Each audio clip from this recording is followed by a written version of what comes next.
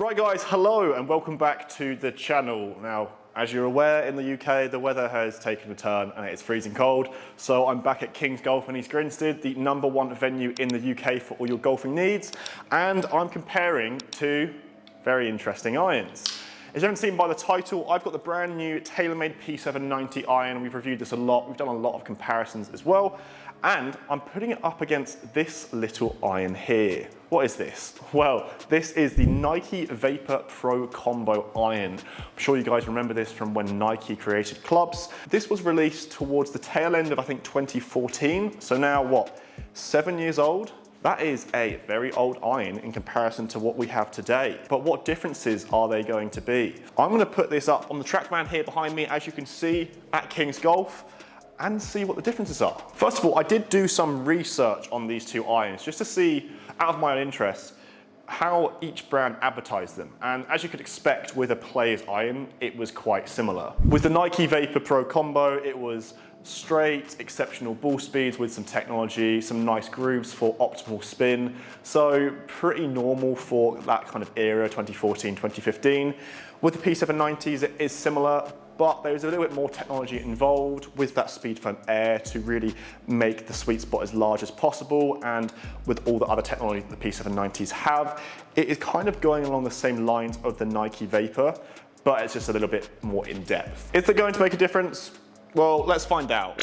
So the brand new TaylorMade P790 irons against the Nike Vapor Pro Combo. I think this test will be quite interesting because you've got an iron set that is 7 years old. In 2014, the Nike Vapor range was released. What differences are there going to be in this 7-year time span? Well, first of all, before we even hit a ball, there are some differences in specs.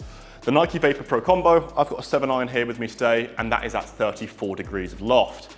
The TaylorMade P790 is at 30.5 degrees of loft for a 7 iron. This was the case when they were released in 2017. They've stayed at the same lofts, but TaylorMade, all black brands really do try and push distance. And what a lot of consumers realize as well is that they push distance by their revolutionary technology, but they also do that by upping the lofts just a little bit. The P790s may be targeting someone who is not as good as a ball striker, needs a little bit more help, but still the most forgiving Nike Vapor range, the Nike Vapor Speed, that 7 iron was 32 degrees. So there has been a slight increase in the last decade in lofts. They're a lot stronger than they were 10, 20 years ago. From a base, looking at both of these irons, the P790 is a little bit thicker looking down at the ball. It has a little bit more offset. The second iteration was not as thick of an offset, but this one you can see the top line is quite thick. I'm comparing that to the Nike Vapor Pro Combo, obviously one that has a muscle cavity and some more cavities in the longer irons. It is a little bit sleeker, but there's not too much difference. They're both forged clubs, and from a kind of specs point of view, I'm thinking these are going to feel pretty similar from a simple understanding of it, but then I think the TaylorMade is going to go a lot further. I've got the P790 in my hand, let's hit it. So first shot there was actually not the best strike in the world, but going 200 yards, which I think, having used this P790 before, that's what I'm kind of expecting with this 7 iron, about 200 yards, maybe pushing towards that 210 yard range.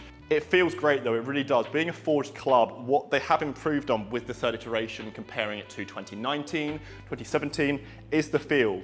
What it had previously was sometimes, because of that speed foam, because of the speed pocket, it felt like a rocket ship on some shots, so it would actually go too far. I have hit the 2019 version, and I've been able to get that 7 iron sometimes to about 220 yards.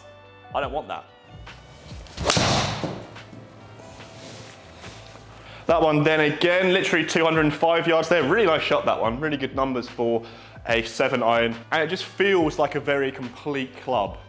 It has a very broad handicap spectrum. What TaylorMade have said with the P790 is that you could be off +2 and you could be off 20, and you could have the TaylorMade P790s in your bag. They've backed that up by having some PGA Tour players having the UDI version in their bag. You'd think, why are they having a club that offers forgiveness? Well, it's because it has that tour flight and it feels great. It feels like any other forged club. I've got the P7MCs and P770s in my bag, and feel is pretty much spot on.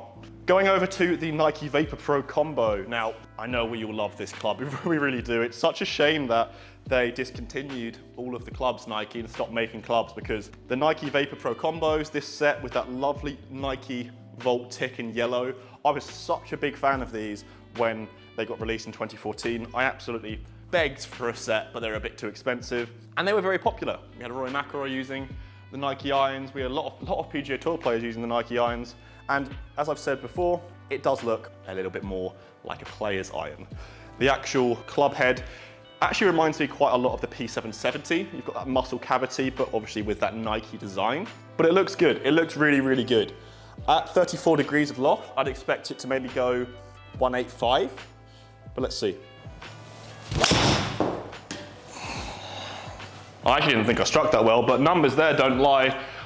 Getting at 97 club speed, which is fast, and carrying about 186, and then rolling out to 193. Similar sort of spin as well.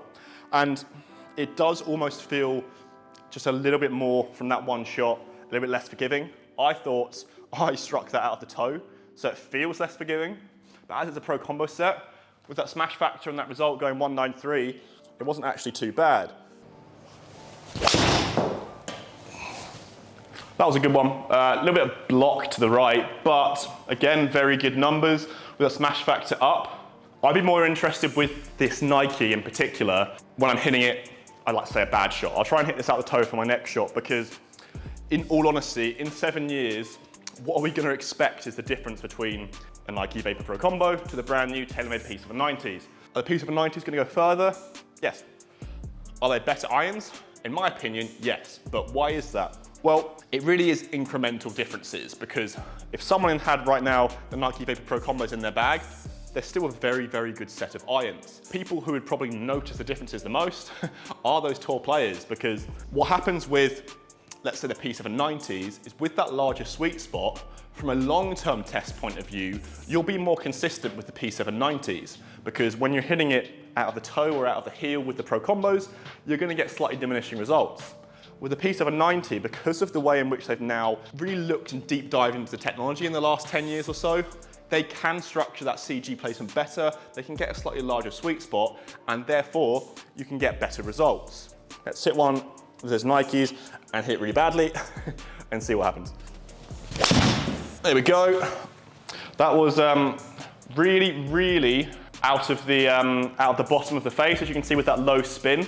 It's gone too far, so I've effectively bladed that one, and that's gone 202 yards with 5,000 spins, so that's not numbers you really want for a 7-iron. You want numbers to be a little bit higher with that, probably 6,000 to 7,000 RPM. You can see that apex of the flight is slightly lower.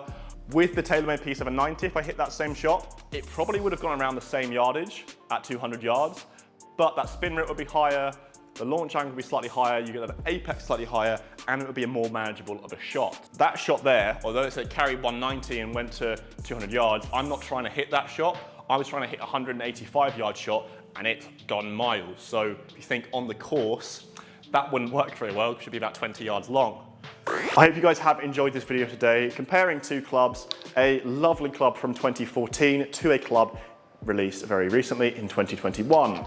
I think a lot of people, including myself, would think, okay, two clubs 7 years apart, what is the difference going to be? Is it going to be massive? Is it going to be massive ball speeds? Is it going to be, everything's going to be a massive improvement? And there is an improvement. I will say that now. It is very clear that there is an improvement. But if you are currently using a club that's 7 years old, if you are currently using this Nike club here and you're wondering what you're missing out on, it's not as much as you'd think, and that's in all honesty. You do get slightly higher ball speeds, you do get a lot more forgiveness in certain irons, but these Nikes are still very, very playable. There's certain parts of the golf club that brands can't really improve anymore. And when they do improve certain bits year on year, they are incremental. They're not going to be 10-mile-an-hour ball speeds, because most brands have already maxed out the MOI, they've maxed out the ball speeds that they can do, they've maxed out the CCs of the club head, so it's not going to be huge. But when you put it on a launch monitor here, when you put it and compare it to other things long term, that's when you notice the differences. Thank you very much to Tom for letting me use his Nike Vapor Pro Combo 7-iron. Let me know down in the comments if you like this sort of video. I think Doing this for every type of club, even for a putter, a driver, a wedge, would be quite eye-opening for everyone, because irons, they have their own types of aspects, such as forgiveness. Driver, what are we going to see? Are we going to see an increase in ball speed? They've got the same loft, so that one will be quite a different test. Let me know down in the comments if you guys want to see a kind of old versus new from 2014, 2013 to a brand new driver today. If you guys are new to the GolfMagic YouTube channel, please hit that subscribe button down below to keep up to date with all of our videos. We do a lot of comparisons here at Kings Golf, and there is a lot of new products coming out in the next few months. So you should hit the subscribe button down below to keep up to date with all of those. I will see you guys at the next video.